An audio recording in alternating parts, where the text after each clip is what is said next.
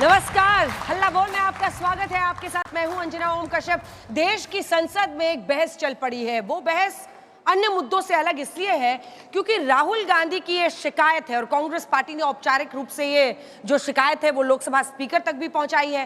Congress party का ये आरोप है कि राहुल गांधी को सदन में बोलने नहीं दिया जा रहा है। वहीं अगर लोकसभा स्पीकर को आप देखें तो वो ये नसीहत दे रहे हैं कि ये तमाम आरोप बेबुनियाद है, इसको लगाना राहुल गांधी बंद करें और इसी के साथ वो कह रहे हैं कि अपने आचरण पर वो ध्यान दें। ओम बिरला जो कि लोकसभा के स्पीकर हैं, उन्होंने 26 मार्च को कहा कि नेता प्रतिपक्ष को सदन में नियमों का, परंपराओं के अनुरूप आचरण करना चाहिए। लेकिन राहुल गांधी ने दोबारा फिर कहा कि मैं लोकसभा में अनुरोध कर रहा था अध्यक्ष को कि मुझे बोलने दीजिए। खासतौर पर जब प्रधानमंत्री नरेंद्र मोदी ने कुंभ पर, महाकुंभ पर बोला था, उसके बाद राहुल गांधी चाहते थे कि वो उस पर कुछ जोड़े, लेकिन ऐसे में जब उन्हें इजाजत नहीं दी गई तब उन्होंने शिकायत की। उसके बाद 27 मार्च को विपक्षी सांसदों को संबोधित करते हुए गृह मंत्री अमित शाह ने कहा कि राहुल गांधी इंडी गठबंधन के अब नेता बन गए क्योंकि वो विपक्ष नेता है सदन में, इसीलिए वो सरकार के अलावा एनजीओ द्वारा जारी किए गए आंकड़े पर भी नजर रखते हैं और कभी कभी एनजीओ के दिए हुए भाषण भी यहां पर पढ़ देते हैं। अब सत्ता पक्ष और विपक्ष में इस पर छिड़ गई है बड़ी बहस, लेकिन क्या राहुल गांधी और कांग्रेस पार्टी के आरोपों में दम है? इन सब पर चर्चा करेंगे। तालियों के साथ सुधांशु त्रिवेदी, राष्ट्रीय प्रवक्ता, सांसद, भारतीय जनता पार्टी के तालियों के साथ स्वागत कीजिए। सुखदेव भगत जी, तालियों के साथ स्वागत कीजिए, कांग्रेस पार्टी के सांसद हैं, वो पक्ष रखेंगे कांग्रेस पार्टी का। अभिषेक झा हमारे साथ जुड़े हैं, तालियों के साथ स्वागत कीजिए, जेडीयू के प्रवक्ता हैं। मृत्युंजय तिवारी जी, प्रवक्ता आरजेडी के, तालियों के साथ आपका भी बहुत बहुत अभिनंदन है। लेकिन इससे पहले कि हम चर्चा की शुरुआत करें, आइए दिखाते हैं आपको अपनी ये रिपोर्ट।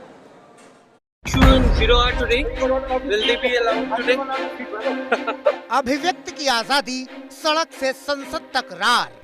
सर, पार्लियामेंट से देश को मैसेज जाता है। जब ओम बिरला ने दी राहुल को नसीहत। इस परिप्रेक्ष्य में मेरा नेता परिपक्ष से अपेक्षा है कि लोकसभा प्रक्रिया संचालन नियम 349 के वर्णित सभा में पालनीय नियमों के अनुरूप सदन में आचरण व्यवहार करें, जो सदन की मर्यादा और प्रतिष्ठा के अनुरूप रहना चाहिए। मैं पुनः आग्रह करता हूं, इस सदन में विशेष रूप से प्रतिपक्ष के नेता से तो ये अपेक्षा की जाती है कि वो आचरण रखें।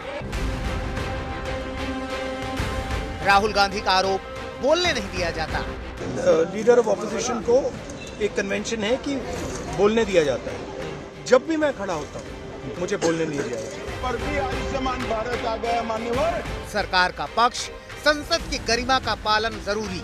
इंडी अलायंस के नेता जब से राहुल गांधी बने हैं, सरकार के अधिकृत डेटा की जगह वो एनजीओ का ही डेटा खंगालते हैं। कई बार तो भाषण भी एनजीओ का लिया हुआ करते थे मान्यवर, और कई बार छापा बगैर का संविधान भी लहरा देते थे। विपक्ष की आवाज दबाने के आरोप पर हंगामा। Their policy, as I have seen in this last few sessions of Parliament, is to avoid discussion in whatever way, whether it is by raking up something that they feel the opposition is going to protest about, whether it is by not allowing leader of opposition to speak. विपक्ष का ताना, कितनी हकीकत, कितना फसाना। अपार अवसर होता है। ये आरोप मैं समझता हूँ मिथ्यापूर्ण है और जानकारी का अभाव है। आइए चर्चा की शुरुआत करते हैं। सुधांशु जी, सांसद महोदय, आपसे पहला प्रश्न है। और देखिए, ये राहुल गांधी का कांग्रेस पार्टी का आरोप है कि नेता विपक्ष है, अब वो सिर्फ एक सांसद नहीं है, वो खड़े होते हैं, आप लोग बोलने ही नहीं देते हैं, क्या वजह है? यही एक विडंबना है कांग्रेस पार्टी के लिए कि नेता प्रतिपक्ष इस समय राहुल गांधी जी हैं। आपने कहा राहुल जी को शिकायत है, क्योंकि राहुल गांधी जी भारत की राजनीति के एक अद्भुत नेता हैं, जो चिर युवा हैं और चिर व्याकुल भी रहते हैं। उनको शिकायत किससे नहीं है? आप याद करिए, इससे पहले उनको भारत की इलेक्शन कमीशन से शिकायत है, इंडिया में डेमोक्रेसी इज फिनिश्ड, डेमोक्रेसी से शिकायत है, उनको कोर्ट से शिकायत है, भारत की सेना से शिकायत है, मीडिया से शिकायत है। क्वेश्चन पूछा जाए तो कहते हो आप तो बीजेपी के वो हैं, और सबसे ज्यादा तो ये अभी गुजरात में गए तो अपनी पार्टी के लिए कहते हैं यहां तो आधी पार्टी बीजेपी से मिली हुई अपने नेताओं से भी शिकायत है। मेरे भाई, जिसको चारों तरफ वैसा ही वैसा दिख रहा हो, मतलब वो जैसे वो मुगले आजम में गाना था ना, जब प्यार किया तो डरना क्या, सब शीशे में एक ही एक प्रकार का दिख रहा हो, तो उनको अपना ही अक्स चारों तरफ दिखता है।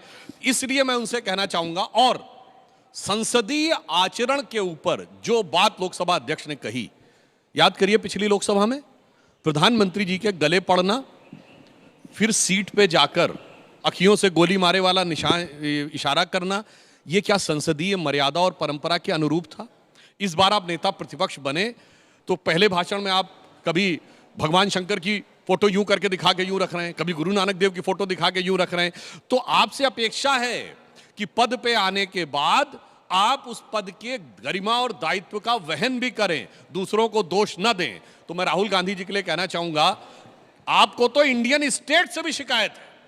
बोले थे कि नहीं इंडियन स्टेट से भी लड़ना है, यानी भारतीय राष्ट्र से शिकायत है। तो एक पंक्ति में कहूंगा, जो कबीर का दोहा राहुल गांधी पे बिल्कुल सही लागू होता है कि बुरा जो देखन मैं चला, बुरा न मिलिया कोई, जो दिल खोजूं आपना, मुझसा बुरा न कोई। चलिए इसका जवाब आप दीजिए। आप भी सांसद हैं और ऐसे में अच्छा है कि कांग्रेस पार्टी की तरफ से भी एक सांसद यहाँ पर मौजूद है। जवाब दीजिए। मैं समझता हूँ सुधांशु जी का मैं बहुत इज्जत करता हूँ, सीनियर लीडर हैं, और इन्होंने जो कविता कही मैं इन्हीं को बोलना चाहता हूँ। भारतीय जनता पार्टी जिस लोकतंत्र की दुहाई दे रहे हैं, कुपथ कुपथ रथ दौड़ता जो पथ निर्देशक वह है, लाज लजाती जिसकी कृति से धृति उपदेशक वह है। मैं इसलिए इस बात को कह रहा हूँ, मैं प्रत्यक्ष रूप से मैं उस दिन सदन में था, राहुल गांधी जी बैठे थे और लीडर ऑफ ऑपोजिशन है। लीडर ऑफ ऑपोजिशन क्या है?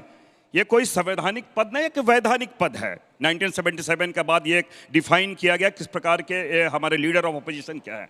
एक ब्रिज का वो काम करते हैं। सदन की खूबसूरती है कि पक्ष और विपक्ष, और ये निश्चित रूप से सरकार के एक रचनात्मक आलोचना हम अपेक्षा करते हैं विपक्ष के लोग करें, और चेक एंड बैलेंस की भी बातें हैं। और जैसा कि हमारे सुधांशु जी ने कहा, जिस प्रकार इन्होंने स्पीकर साहब ने जिन बातों को कहा कि निश्चित रूप से हम भी चाहते हैं, सदन की अपनी गरिमा है, सदन की अपनी एक मर्यादा है, लेकिन पूर्वाग्रह से ग्रसित होके अगर हम टिप्पणी करें और ये हम मन में ये बांध लें कि नहीं लीडर ऑफ पोजीशन को नहीं बोलने देना है। मैं आ रहा हूं इस बात पे कि कुंभ की बातें हो, वो कह रहे हैं कि राहुल जी को हर चीज से शिकायत है। शिकायत वो बात की चीजें है। देखिए जैसा इन्होंने कहा कि मैंने कहा कि पहले भी मैं आज भी मैं कहना चाहूंगा, एक होती है कि भाई आपको शिकायत की बातें आपने कहा, लेकिन देश के जो सर्वोच्च पंचायत है सदन में, हमारे प्रधानमंत्री आदरणीय प्रधानमंत्री जी मोदी जी आए, कुंभ के बारे में निश्चित रूप से ऐतिहासिक रूप से हमारी एक सांस्कृतिक और धार्मिक विरासत है, जो कुंभ के बारे उन्होंने चर्चा की। हम अपेक्षा करते थे कि राहुल जी भी लीडर ऑफ ऑपोजिशन है, वो भी अपनी बातों को रखें, लोगों की कोई पीड़ा हो, व्यथा हो, उनका चाहे गुणगान हो, उसके बारे में विस्तार से चर्चा हो। माइक बंद कर दिए गए। और कल भी जब लीडर ऑपोजिशन जब खड़े हुए तो हम ये अपेक्षा करते हैं कि उनकी एक अपनी गरिमा है, और ये संविधान प्रदत्त 75 में संविधान में उनको एक बोलने की अनुमति, प्रश्न करने की अनुमति दी जाती है, तो क्यों नहीं बोलने दिया? क्या हो जाता? आप लोग माइक ही बंद कर देते हो, बोलते भी हैं तो कैमरा उनकी तरफ नहीं जाता है, कैमरा भी दिखाते नहीं है नेताओं को। हमने उसके बाद में आ रही हूँ। हमने जाके फिर पूरे डेलीगेट्स हमने गए, हमने स्पीकर साहब से हम लोगों ने बातें की, हमने उनसे रिक्वेस्ट किया कि सदन में अगर आप इस प्रकार करेंगे, अगर पक्ष और विपक्ष की बातों को नहीं सुनेंगे तो अमृत का मंथन कैसे होगा। हमने तो यही बहुत सारा, आप अमृत मंथन नहीं होने दे रहे, राहुल गांधी को बोलने नहीं दे रहे। भगत जी खुद सांसद रहे हैं, इन्होंने जो शब्द प्रयोग किया कि चर्चा की, यही मैं बताना चाहता हूं। पार्लियामेंट्री प्रोसीजर्स का पता होना चाहिए, वो चर्चा नहीं थी। चर्चा का प्रक्रिया यह है कि चर्चा प्रारंभ की जाती है और फिर अंत में उस चर्चा का जवाब संबंधित विभाग का मंत्री देता है। ठीक, मंत्री के जवाब के बाद फिर कोई नहीं बोल सकता, जो बोलना है चर्चा में उससे पहले बोल लीजिए। परंतु वो प्रधानमंत्री जी का वक्तव्य था, और ये पार्लियामेंट्री प्रोसीजर है कि जब भी कोई मिनिस्टर या प्राइम मिनिस्टर स्टेटमेंट देगा तो स्टेटमेंट में कोई चर्चा नहीं होती, वो सिर्फ वक्तव्य। जैसे आप यहां डिबेट कर रही हैं, डिबेट में हर व्यक्ति को बोलने का अधिकार है। आप कहेंगी हमें आपकी बात पे आपत्ति, आप बोले, और जिस समय आप न्यूज पढ़ रही होती हैं वो वक्तव्य है भाई। उस समय आपके न्यूज रूम में खड़े किसी भी व्यक्ति को आपत्ति हो तो ना ना ना उस समय नहीं बोल सकता। अगर मैं भी सामने बैठा हूं तो नहीं बोल सकते, ये प्रोसीजर पता होना चाहिए। दूसरा, नेता प्रतिपक्ष की इतनी गरिमा है तो पिछली लोकसभा में नो कॉन्फिडेंस मोशन लाई थी कांग्रेस पार्टी, नेता प्रतिपक्ष कौन था? अधीर रंजन चौधरी। स्पीकर्स की लिस्ट में उनका नाम ही नहीं था। याद करिए, अमित शाह जी ने हंसते हुए कहा था कि भाई इन्होंने नेता प्रतिपक्ष को नाम नहीं दिया है, हमारी तरफ से हम कुछ मिनट दिए देते हैं बीजेपी के कोटे से कम नेता प्रतिपक्ष को बोलने दीजिए। इससे समझ में आता है पद की गरिमा नहीं है, एक शहजादे की महिमा है जो वली अहद सल्तनत हैं, फर्जंदे अंजुमन हैं। वो जब जलवा अफरोज होंगे तो सब नियम कानून ताक पे रख दिए जाएंगे और सबको आके उनके कदमों में सिजदा करना पड़ेगा। ये बात है क्या भगत जी? मैं समझता हूं कि सजदा करना पड़ता है सबको। अधीर बाबू को आप लोग नहीं देते थे सम्मान, मैं सुधांशु जी की बात, न सजदा की बात है न पैबोस की बात है, यहाँ एक जनतांत्रिक पद्धति की बात है। और आपने जिस प्रकार महिमा मंडित की है, और ये आपका परसेप्शन है कि उनको आप किस रूप में देख रहे हैं, ये हो सकता स्वयं आप उन्हें देख रहे हो और आप सोचते हो कि सजदा करने की बात है। हमने बहुत स्पष्टता से कहा कि ये लोकतंत्र का मंदिर है संसद, और देश का सर्वोच्च पंचायत है, इसलिए हम अपेक्षा करते हैं। और ये भारत की खूबसूरती है। ठीक है, इसका जवाब दीजिए। विपक्ष हो, आप सिर्फ अपनी आवाज चाहते हैं, सिर्फ बीजेपी की आवाज बताना चाहता हूं जल्दी से, उसके बाद दोनों मेहमान। 1 साल या 1.5 साल पहले की बात है, यानी पिछली सरकार के 2 सत्र से पहले राहुल गांधी जी वक्तव्य दे रहे हैं और खड़गे जी और अधीर रंजन चौधरी जी दोनों पीछे खड़े हैं।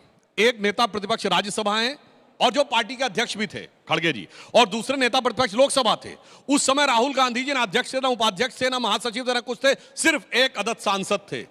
ऐसा कोई दृश्य किसी दूसरी पार्टी में दिखा दीजिए कि केवल एक एमपी बोल रहा हो और leader of the both the houses पीछे यूं खड़े हुए हों। इससे समझ में आ जाता है जिन्होंने अपनी पार्टी में अपनी मर्यादा नहीं ध्यान रखी, वो सदन की मर्यादा का क्या ध्यान रखेंगे। और इससे पूर्व भी अगर उनका कोई पारिवारिक कुछ इस प्रकार की भी, मैं तो उस समय राज्यसभा में था, लोकसभा में था नहीं, अगर कोई आपका परिवार का सदस्य यहाँ है, परिवार के सदस्य के साथ भी कोई आप आत्मीयता की अभिव्यक्ति करना चाहते हैं, तो ध्यान रखना चाहिए कि कहां पे ऑफिस है, कहां पे सदन है, किस तरफ इशारा कर रहे हैं आप, क्या आप बोल रहे हैं? क्योंकि स्पीकर साहब भी बोले सब। मैं बताना चाहता हूं, कई बार उनको बहुत सारी चीजें समझ में नहीं आती हैं। जैसे आप सबको ध्यान हो, राहुल गांधी जी ने जब यात्रा समाप्त की थी, उनकी समझ के ऊपर बोल रहा हूं, तथा कथित भारत जोड़ो यात्रा, तो आपने देखा होगा कश्मीर की वादियों में दोनों भाई बहन बहुत मधुर मनोभावों के साथ पूर्ण सुरक्षित वातावरण में बर्फ के गोले फेंक रहे थे और फिर राहुल गांधी याद कर रहे थे बहुत डर लग रहा है, पूरे हिंदुस्तान में बहुत डर का माहौल है।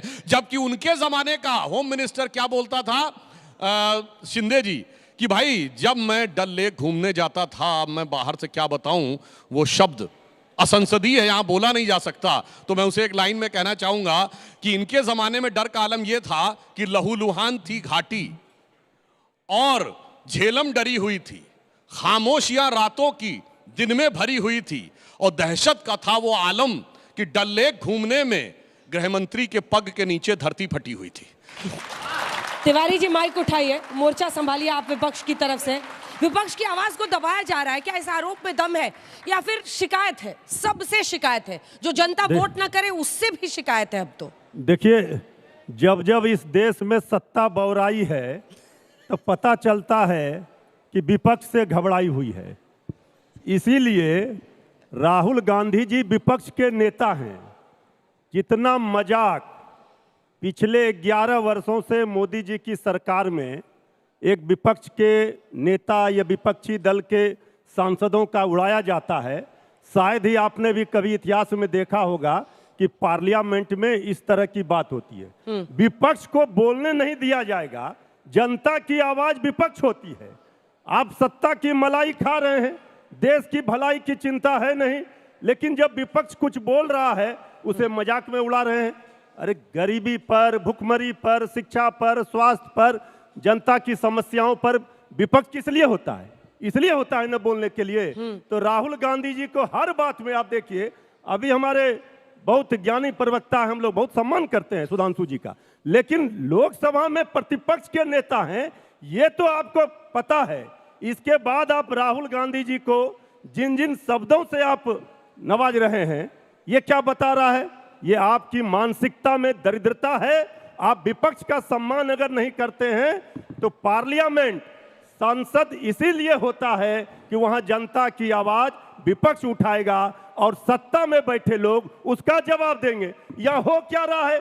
आप विपक्ष के सवालों का जवाब नहीं दे रहे, अपनी बात थोप रहे हैं। तो राहुल गांधी जी, तेजस्वी यादव जी के साथ वही होता है। मोदी सरकार अपनी बात थोप रही है क्या? आपके पास तो अनूठा अनुभव है नीतीश बाबू के पास, इधर भी रहते हैं, उधर भी बैटिंग कर लेते हैं, फिर इधर आ जाते हैं बैटिंग करने, फिर उधर चले जाते हैं, उनका तो पता ही नहीं चलता। तो अभी की जो उनकी बैटिंग है उसमें विपक्ष की आवाज दब रही है, नहीं दब रही है? झा जी, यदा कदा अंजना जी आप चर्चा करती रहती हैं कि नीतीश कुमार जी कभी इधर होते हैं कभी उधर, और मैं आपको एक ही जवाब देता हूं कि बिहार में सरकार का स्वरूप एक ही रहता है। नीतीश जी पहले भी मुख्यमंत्री रहते हैं, बाद में भी मुख्यमंत्री रहते हैं, हमारे विपक्ष के साथ ही बदलते रहते हैं। तो ये थोड़ी सी जो तब्दीली है बिहार में होती रहती है। अब रहेंगे कि नहीं? हालांकि थोड़ी सी तब्दीली है। हम लोग तो जानना चाहते हैं कि उस अमृत का जो केमिकल कॉम्पोजिशन है वो हम लोग को भी दे दीजिए। हमेशा सत्ता में बने रहना, बताइए, कभी बीजेपी को पकड़ लेते हैं, कभी आरजेडी, और ये दोनों भी वैसे ही हैं, तुरंत पहुंच जाते हैं, हाँ हाँ हम आपको सीएम बनाएंगे। गजब। देखिए, हमारा तो मानना है कि सीएम तो बिहार की जनता बनाती है और मुख्यमंत्री जी के चेहरे पर जनता को बहुत भरोसा है। और राहुल गांधी जी की बात जहां तक है, तो आईना जब भी उठाया करो, पहले देखा करो फिर दिखाया करो। तो राहुल गांधी जी एक मुझे लगता है बीमारी के शिकार है। उस बीमारी का नाम है सेल्फ ऑब्सेशन। Self obsession. अच्छा। आप ये समझिए ना, एक स्पेशल ट्रीटमेंट के वो शिकार हैं कि पार्टी में भी अध्यक्ष नहीं रहेंगे। रुक जाइए आपने अपनी बाली में कह दिया। अरे यही बीमारी तेजस्वी जी को भी है, यही बीमारी तेजस्वी जी को भी है। आज तक जैसे जिम्मेवार चैनल पर बोलेंगे बोलेंगे ये बिहार और नहीं है, डंके की चोट पे बोलेंगे, बिहार में भी बोलेंगे तिवारी जी, और देश में भी बोलेंगे। सेल्फ ऑब्सेशन का मतलब आप क्या समझे? अरे मानते हैं अब, अरे बिना समझे। आरजेडी वाले क्या समझेंगे? आरजेडी वाले कैसे समझेंगे? आत्ममुग्ध है ये वर्ड तो। अभिषेक हाँ, मैं जवाब दे दूं। पूरा कर लें, उसके अंजना साथ जी भी पहले जवाब मैं दीजिए। कंप्लीट कर लूं, उसके बाद ये बोलेंगे। हाँ देखिए, अब होता है कि आरजेडी वालों को समझाने में थोड़ा वक्त लगता है, माफ कीजिएगा, वो कुछ और ही समझ बैठे थे। होता ये है कि उनको स्पेशल ट्रीटमेंट की आदत है, पार्टी के अंदर स्पेशल ट्रीटमेंट हो। अरे भाई, संसद के अंदर आप परंपराओं को नहीं समझते हैं और उसको आप अपना पॉलिटिकल मंच समझेंगे, कार्यकर्ताओं के बीच जैसा संबोधन करते हैं वैसा समझेंगे, और तब आप चाहेंगे कि समय की सीमा भी ना हो और आप ही को संसद आपके हवाले कर दिया जाए। ऐसा नहीं होता है। देश की संसद जनता के पैसों से जनता के लिए चलती है। और रुक जाइए, राहुल गांधी जी को शिकायत नहीं होती है। कई ऐसे उदाहरण हैं। अभी झारखंड में चुनाव हुए थे, कांग्रेस पार्टी के साथ जो अलायंस था वो जीत गया। कहाँ शिकायत हुई? कहीं शिकायत नहीं हुई। अरे आपके 4 सांसद बिहार में जीत गए, 9 सांसद जीत गए महागठबंधन के, इस्तीफा क्यों नहीं दे दिया? आपको अगर शिकायत है पूरी पद्धति से, अगर आपको शिकायत है चुनाव आयोग से, तो इस्तीफा दे दीजिए ना। जहां आप जीत जाएंगे वहां इलेक्शन कमीशन एकदम ईमानदार है, जहां हार जाएंगे इलेक्शन कमीशन से बड़ी दिक्कत पूरे देश में कहीं। ठीक है, हर संस्थान से जो शिकायत है उस पर, और उनका कहना है आत्ममुग्ध है, वो सबसे स्पेशल ट्रीटमेंट चाहते हैं। और देखिए सर, ये तो आप भी जानते हैं नियम क्या है, जिसके जितने वहां पर सांसद है उस हिसाब से वक्त मिलता है बोलने के लिए, है ना? मतलब जिसका जितना रिप्रेजेंटेशन है उसी हिसाब से टाइम अलॉट किया जाता है, और जब आपके ज्यादा थे तो आपको ज्यादा टाइम मिलता था। मैं अंजना जी स्पष्ट कर दूं, मंत्री जी या फिर लीडर ऑफ अपोजिशन के लिए टाइम, उसमें जो टाइम अलॉट होता है किसी दल को, उसमें शामिल नहीं होता है। बहरहाल आइवर जेनिंग्स थे, आपको अभिषेक जी मैं आपको बोल रहा हूँ, आत्ममुक्ता जिन्होंने आपने बातें की है, प्रधानमंत्री ये ब्रिटिश के लॉयर भी थे, क्रिटिक्स भी थे, उन्होंने क्या कहा, लीडर ऑफ अपोजिशन को उन्होंने वैकल्पिक प्रधानमंत्री की संज्ञा दी है, जहां से हम लोग संविधान लिए हैं।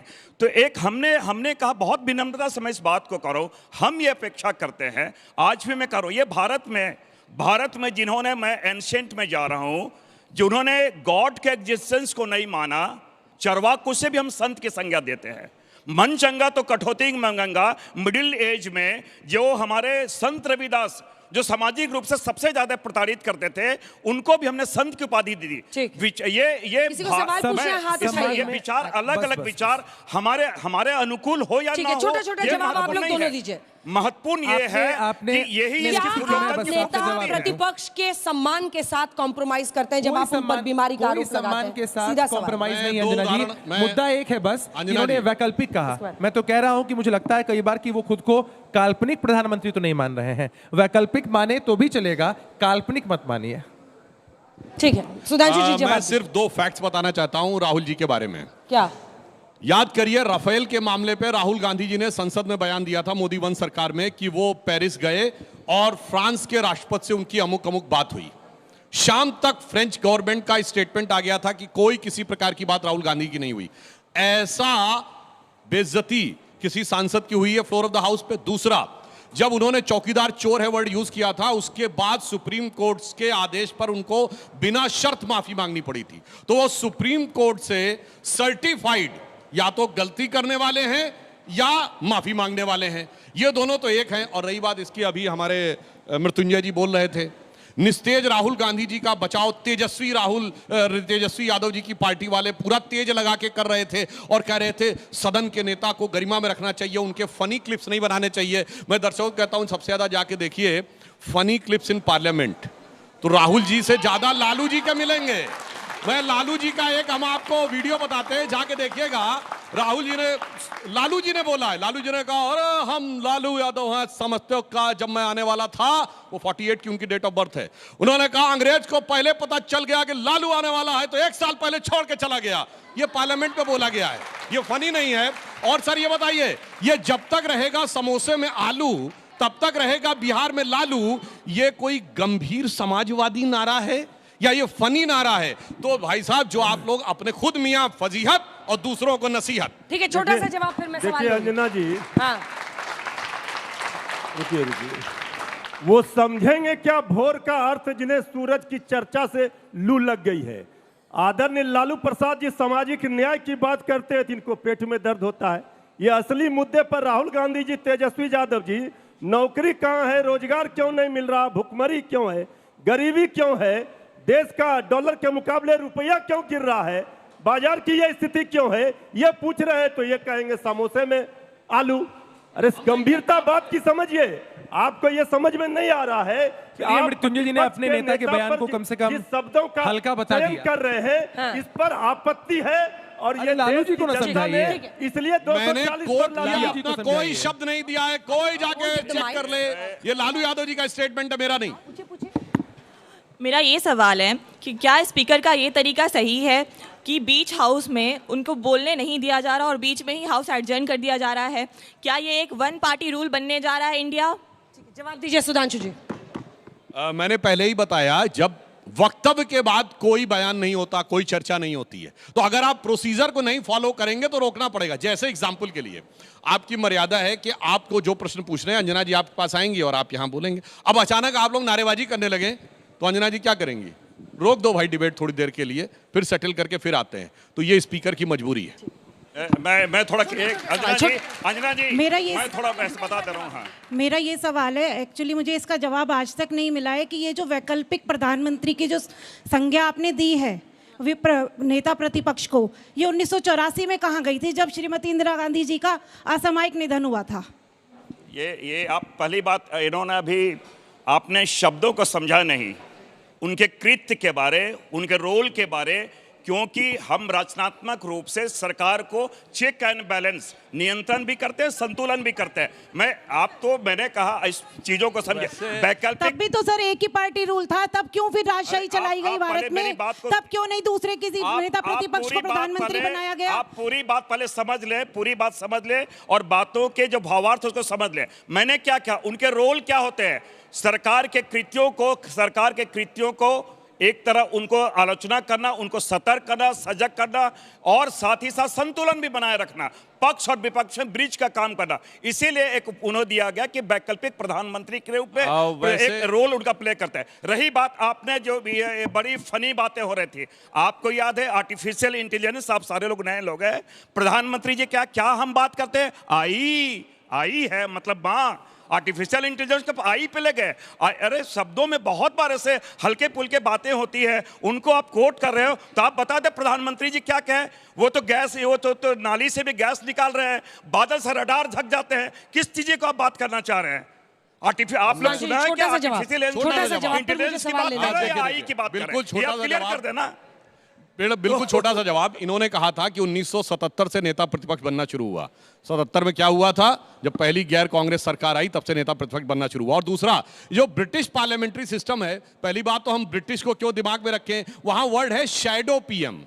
शैडो का मतलब छाया, और छाया हकीकत नहीं होती है। कहा गया है वक्त इंसान पे ऐसा भी कभी आता है, राह में छोड़ के साया भी चला जाता है। तो आज स्थिति यह है, कांग्रेस पार्टी को वो साया भी नहीं मिल रहा है जो प्रधानमंत्री के पद की बात कहते थे। अभी तो फिलहाल 3 बार से मिलके उतने सीटें नहीं पा पाए जितनी हमारी एक बार में। जो मेन टॉपिक है इसका कि राहुल गांधी को रोका जा रहा है बोलने से बार बार, अपार्ट फ्रॉम राहुल गांधी काफ़ी चीज़ें हो चुकी हैं, जैसे वक्फ बिल आया या फिर किसान बिल की जब बात हुई थी तो ऑपोजिशन ये कह रहा था कि ज़रूरी नहीं है कि हमें हर चीज़ से प्रॉब्लम हो, शायद हम उसमें एक अच्छा सुझाव दे सकते हैं, बट उस टाइम पे भी ऑपोजिशन यही बोलता है कि हमें सेंट्रल गवर्नमेंट रोक रही है चीज़ें बोलने से। अब आपने बहुत अच्छी बात कही, कोई जाके चेक करे, जब किसान बिल आए हम लोगों ने कहा कि किसान बिल पे डिस्कशन करो, अपोजिशन ने कहा कोई डिस्कशन नहीं होना चाहिए, इमीडिएटली विड्रॉ होना चाहिए, anybody can go and check. जब प्रधानमंत्री जी ने विड्रॉ करने की घोषणा कर दी, यानी पहले वो पूरा सत्र इसलिए हल्ला मचाते रहे कि विड्रॉ करो, डिस्कशन नहीं चाहिए, जैसे प्रधानमंत्री जी ने विड्रॉ कर लिया अब वो इस पे हल्ला मचाते रहे कि बगैर डिस्कशन के विड्रॉ क्यों कर लिया। इससे सब साफ समझ में आता है कि कोई सूरत बदलना मेरा मकसद नहीं है, मेरा मकसद है हर कदम पे हंगामा होना चाहिए।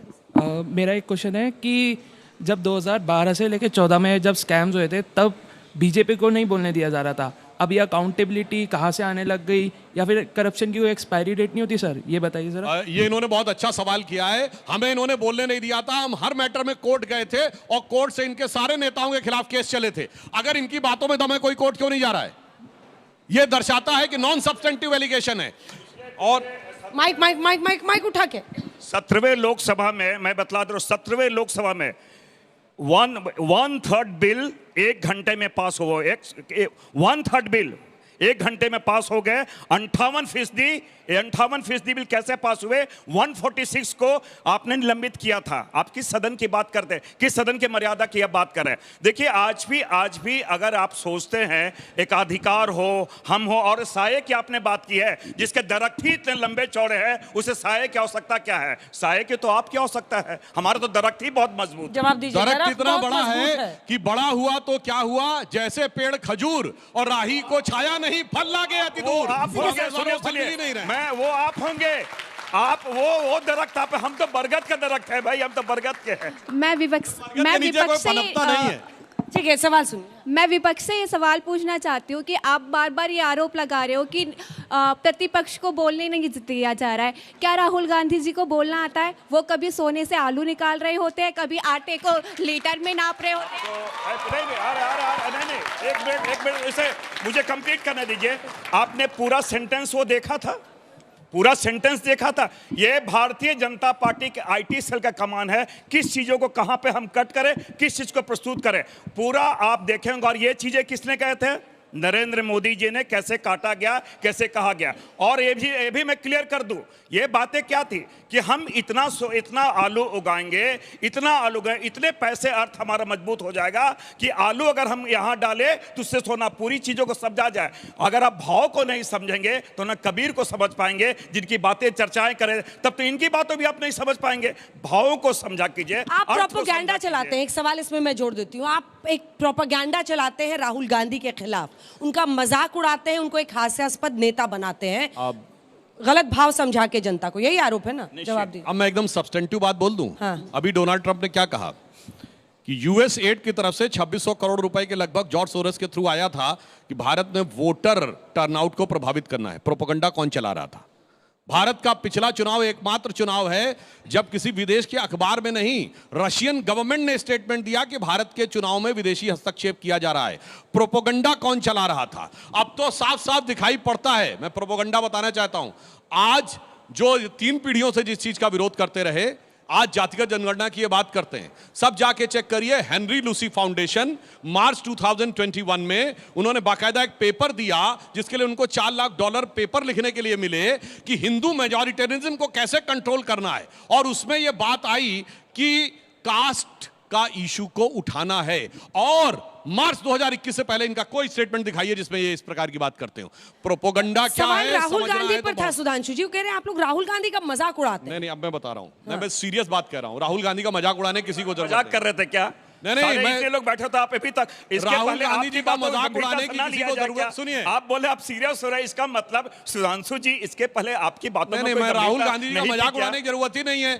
जो प्रेस कॉन्फ्रेंस में ओपनली आप कहें राहुल गांधी, तुम देख रहे हो ना, राहुल गांधी है ही नहीं, राहुल गांधी है नहीं, वो खत्म हो गया राहुल गांधी। ये तो कुछ और है मेरे भाई। ऐसे वक्तव्य आपने कभी देखे ही नहीं होंगे किसी नेता के। तो इसलिए मैं ये कहना चाहता हूं, मजाक नहीं उड़ा रहे हैं। इस देश के साथ एक सीरियस मजाक करने का प्रयास किया जा रहा है। उसे समझने की जरूरत है कि किस प्रकार की शक्तियां देश के बाहर से देश के अंदर अस्थिरता उत्पन्न करने का तिवारी जी, आप खूब मजा ले रहे हैं, इधर भी हंस ले रहे हैं, उधर भी हंस ले रहे हैं। मैं देख रही थी आपको। एक मिनट, इन्होंने जिस बातों का राहुल जी के बारे में, राहुल गांधी या नहीं है, मैं फिर कहना चाहता हूं, तब तो अगर इस शब्द को हम कहते हम ब्रह्मास्मि, तो क्या मैं ब्रह्मा हो गया? उसके भाव क्या हैं? उसका भाव क्या है बता दे जरा से। तब तो कल को बहुत सारे से शब्द आते हैं, आप भी बोलते हैं, हम लोग भी बोलते हैं ब्रह्मास्मि, ईश्वर का वास मेरे पे है। मतलब राहुल गांधी वो है नहीं, इसके लिए हम ब्रह्मास्मि ले आए। गजब है साहब, यही भक्ति है। फिर कहा मैंने बहुत स्पष्ट कहा, राहुल जी के कहने का मतलब बहुत सारी चीजों में, किसी में रेडिकल चेंजेस आता है, बहुत सारे अपने आचरण में परिवर्तन आता है, बहुत सारी चीजें आती है। तो वो कहने का मेरा सवाल ये है विपक्ष से कि जैसे सुधांशु जी ने कहा था कि राहुल गांधी जी ने मर्यादा का उल्लंघन किया, तो मुझको जवाब हाँ या ना में चाहिए कि क्या मर्यादा का उल्लंघन हुआ था या नहीं। और अगर ये कहते हैं चीज में संसद में जब वो बोल रहे थे तो उन्होंने मर्यादा का उल्लंघन किया था, अगर जवाब है नहीं तो फिर इसको सुधांशु जी आप डिफेंड करिए कि ठीक है। So my question is to Sudhanshu ji, आपने अपना जो कॉन्वर्सेशन या आर्ग्यूमेंट शुरू किया था, आपने इस बात से कहा था कि राहुल जी को हर चीज़ से प्रॉब्लम है। सो एज पर अस जनता की तरफ से ऑपोजिशन का काम ही यही है कि उनको वो चीज़ें देखें और बारीकी से देखें। एक ऐसे भी नेता है, मैं नाम पता नहीं मुझे लेना चाहिए कि नहीं, जो ओलंपिक्स भी होता है तो ओलंपिक्स में कौन जीत के लाया, ही और she is not important but the minister is more important. तो सेल्फ ऑब्सेशन की बात तो नहीं करे तो बेहतर है। राहुल गांधी की बातें इतनी इनफेक्टिव होती हैं तो उनको पॉइंट रखने क्यों नहीं दिया जाता? अगर वो पॉइंट नहीं रखेंगे तो उनकी वीकनेसेस बाहर कैसे आपको पता चलेगा? पहले ही पता चल जाएगा। आखिरी के 2 सवाल जल्दी से।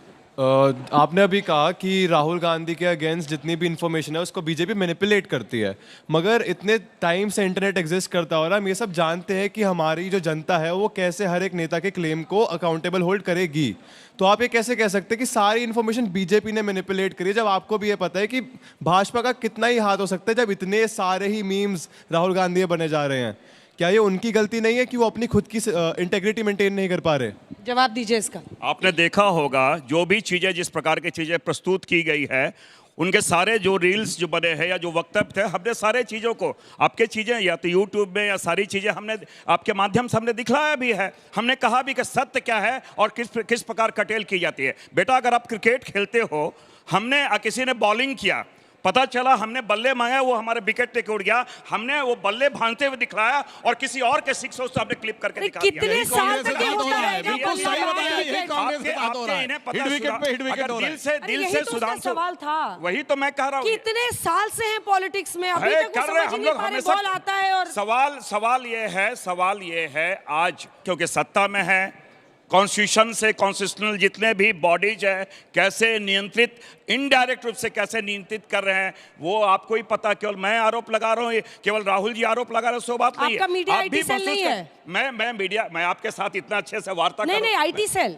मैंने सबका है, मतलब सुप्रिया जी हेड करती हैं आपके सेल को भी ना, तो हर पार्टी का होता है। जहां हमें अवसर मिलता है हम उन चीज को कंट्राडिक्ट करते हैं, लेकिन मैंने कहा तब तक इतनी चीजें फैल जाती है, आपको भी वक्त नहीं मिलता उन सही चीजों को जानने का। लेकिन मेरा आज से मैं भी ये कहता हूं, ये किसी राहुल गांधी जी और मेरा कांग्रेस पार्टी, भारतीय जनता की पार्टी की बात नहीं है। संसदीय परंपरा, लोकतंत्र, उसकी गरिमा और ये देश के लिए बहुत महत्वपूर्ण है। मैं आज भी कह रहा हूं, पक्ष और विपक्ष ये लोकतंत्र का ये गहना है, संसद का गहना है। आपकी बातों का हम अगर नहीं स्वीकार करें, हमारी बातों का अपना स्वीकार करें, तो ये तो घर में ही हमारी ठीक है, वो इफेक्टिव नहीं है। जैसे जो प्रश्न था, अरे तो बोलने दीजिए, नई जनता पर असर होगा, जिसकी बात का असर होगा वो मार्क्स ले जाएगा, बोलने तो दीजिए।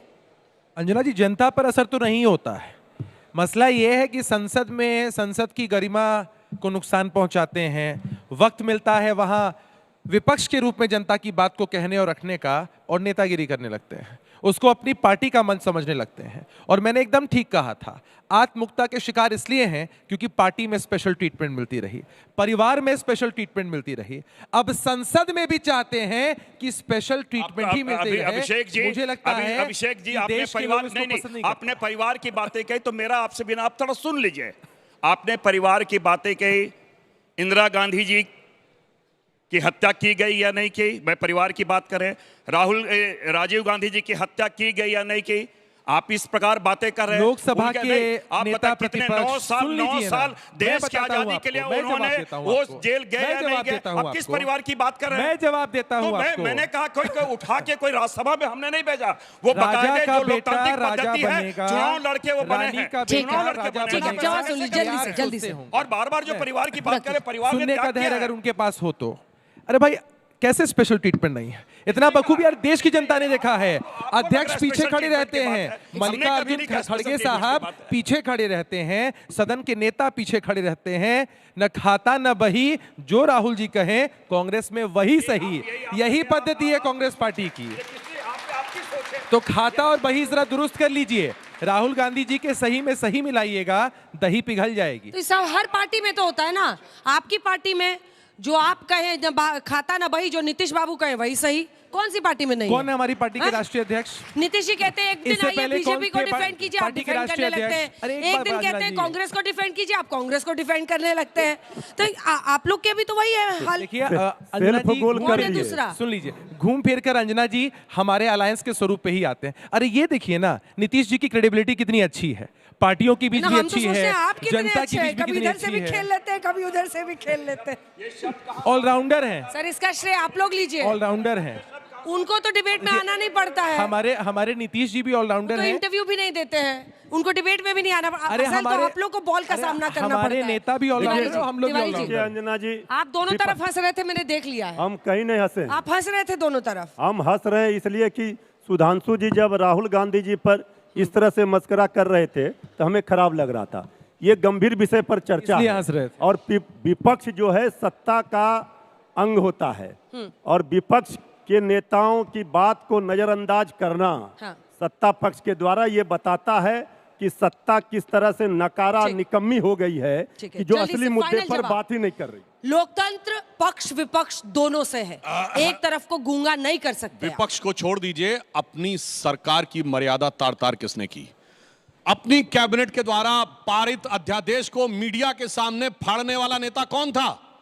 ये डॉक्टर मनमोहन सिंह की कैबिनेट का अपमान था कि नहीं? राहुल गांधी ने जिस समय अध्यादेश फाड़ा था, जबकि उनकी सरकार थी, उनके एक फोन पे वो अध्यादेश विड्रॉ हो सकता था।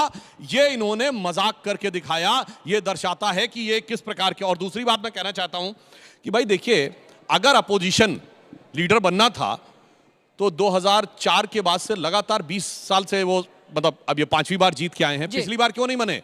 केवल इस समय कवच पाने के लिए बने हैं। अन्यथा मैं एक और बात इनसे विनम्रता से कहना चाहता हूं, जो विपक्ष की बात कही भगत जी ने, इंदिरा जी की हत्या हुई थी घर में, इससे बड़ा इंटेलिजेंस फेलियर हो सकता था क्या? मगर विपक्ष ने कभी मुद्दा बनाया ना।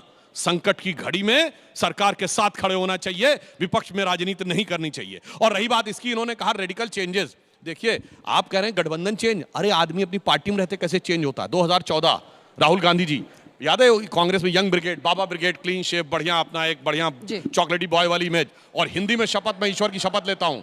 2019 कुर्ते के ऊपर जनेऊ और अपनी जाति नहीं गोत्र भी बता दिया जाके पुष्कर में निकलने के बाद।